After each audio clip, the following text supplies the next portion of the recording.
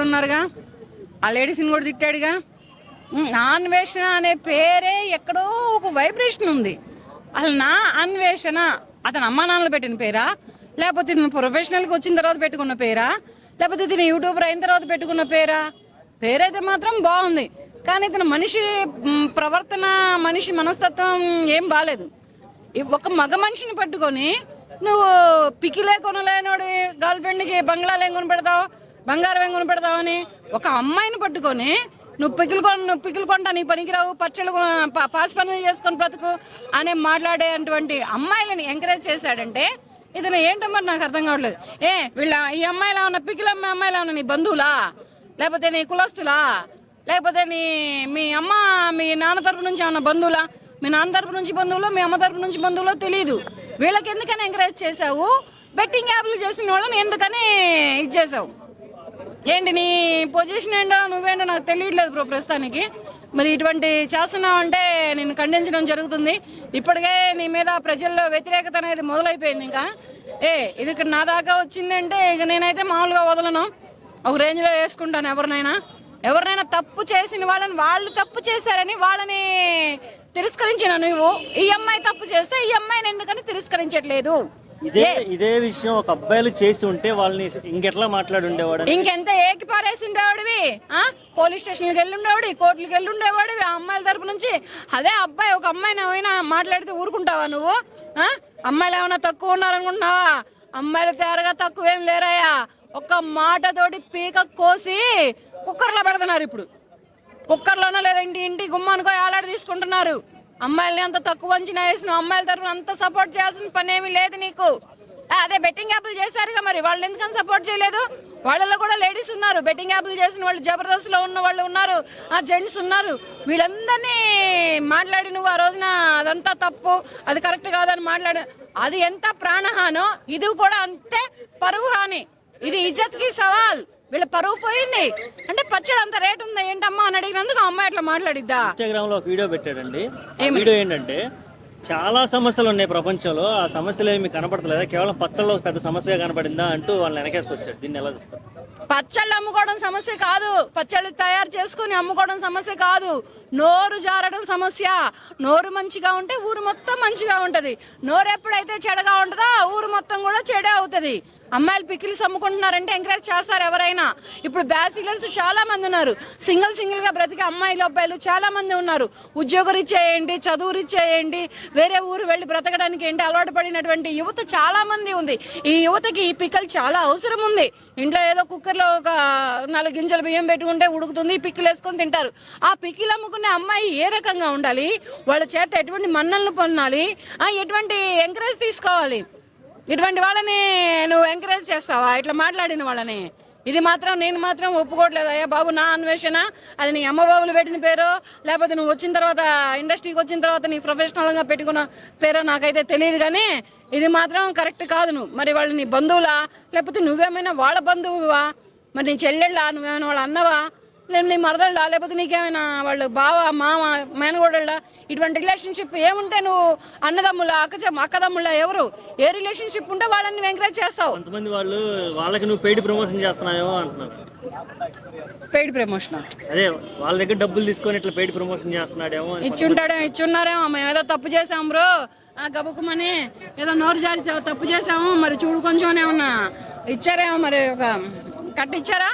ఇవ్వబట్టే, లేకపోతే ఇటువంటి పనులు ఏమన్నా చేస్తున్నావా? బెట్టింగ్ యాప్ ఎంత తప్పో, ఒక మగ మనిషినే కానీ ఒక ఆడపిల్లనే కానీ కించపరిచినట్టు మాట్లాడటమే కానీ, అవమానించి మాట్లాడటమే కానీ ఇది కూడా చాలా తప్పు. వాళ్ళు ఇంకా కేసులు వేయలేదు. కేసులు వేస్తే పోలీస్ స్టేషన్ల చుట్టూ, కోర్టుల చుట్టూ తిరగడమే సరిపోయింది.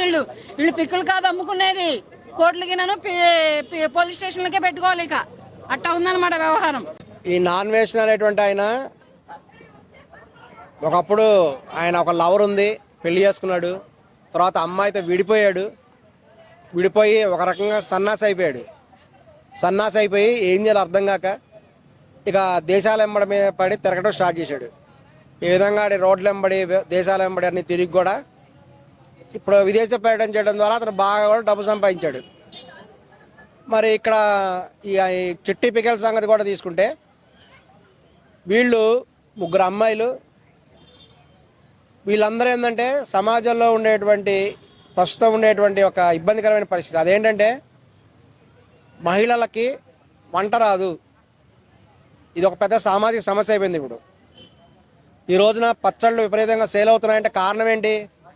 ఇంట్లో పచ్చళ్ళు పెట్టుకోపోవడమే. ఎందుకంటే ఈ మహిళలకి పచ్చళ్ళు పెట్టడం రాదు ఇప్పుడు ఇంట్లో ఉండే వాళ్ళకి. అందువల్ల ఈ బయట పచ్చళ్ళు అమ్ముడవుతున్నాయి. దీని అడ్వాంటేజ్గా తీసుకొని బయట పచ్చళ్ళ యొక్క రేట్లు పెరిగిపోవడానికి, పచ్చళ్ళ సేల్స్ పెరిగిపోవడానికి ఇది ఒక కారణం.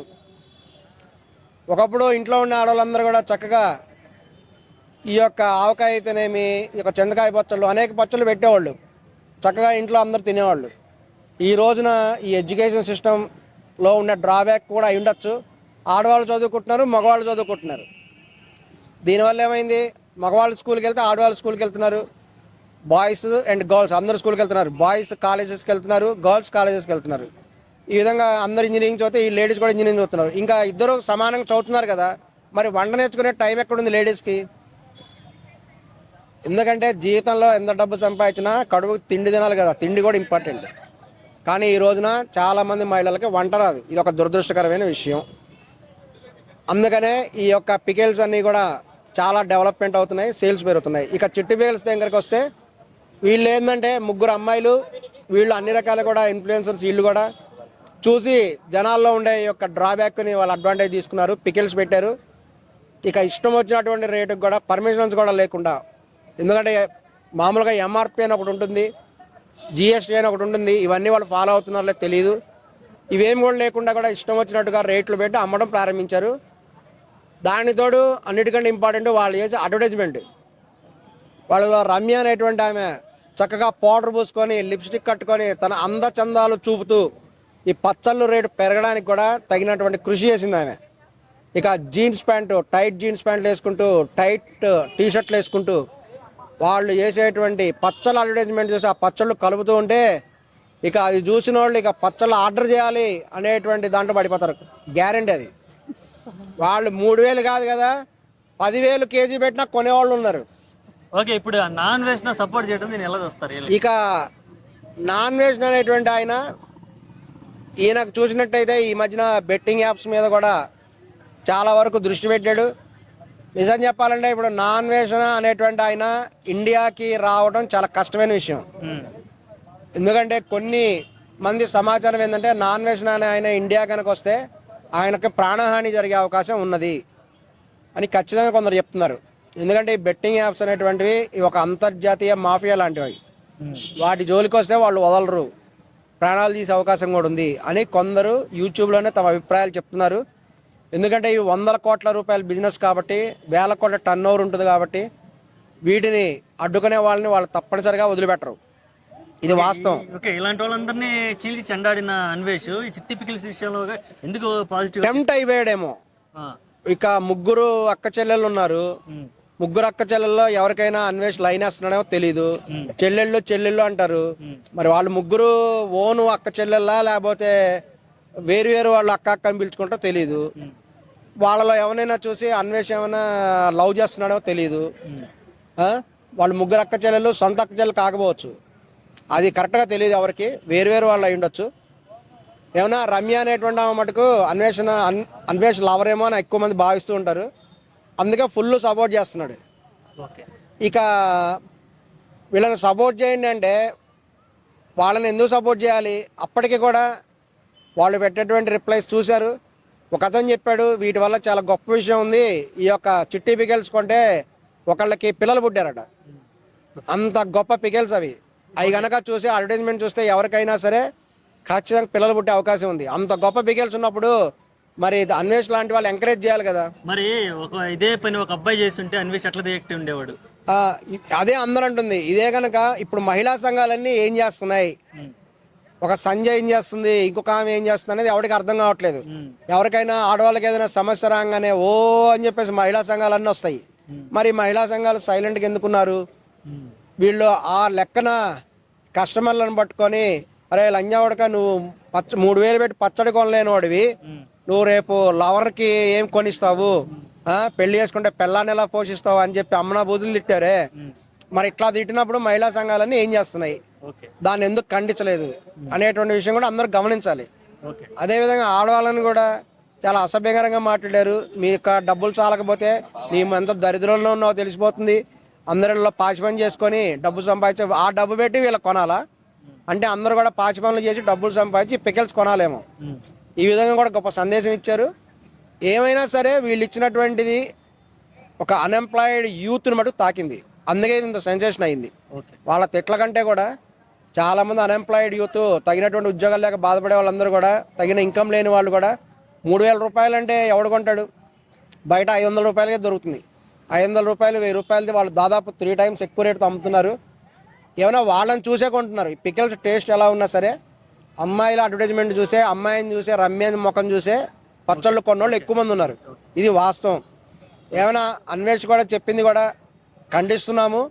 ఎందుకంటే ఆయన ఏమంటారంటే వాళ్ళు సారీ చెప్పారు కదా వదిలేసేయండి అంటే, సారీ చెప్తున్న ఒకళ్ళకు చెప్పబడేటువంటి మెసేజ్ ఇంకొకళ్ళు పంపించారట.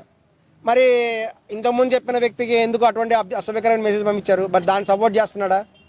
అన్వేషణ ఈ విషయం కూడా చెప్పాలి బహిరంగంగా. దీన్ని తీవ్రంగా ఖండించాలి. ఆల్రెడీ వాళ్ళ వాట్సాప్ కూడా పనిచేయట్లేదు.